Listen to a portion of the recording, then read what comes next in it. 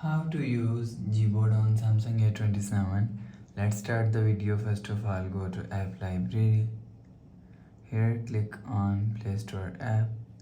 After you click on Play Store app, click on search and search Gboard.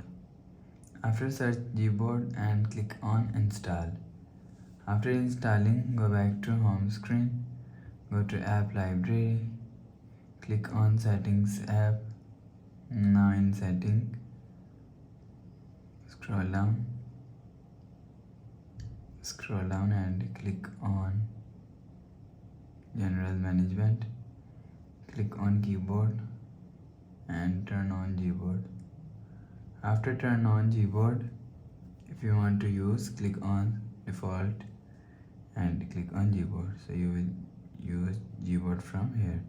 After the process, go back to home screen. Please subscribe for more new latest videos. Thanks for watching.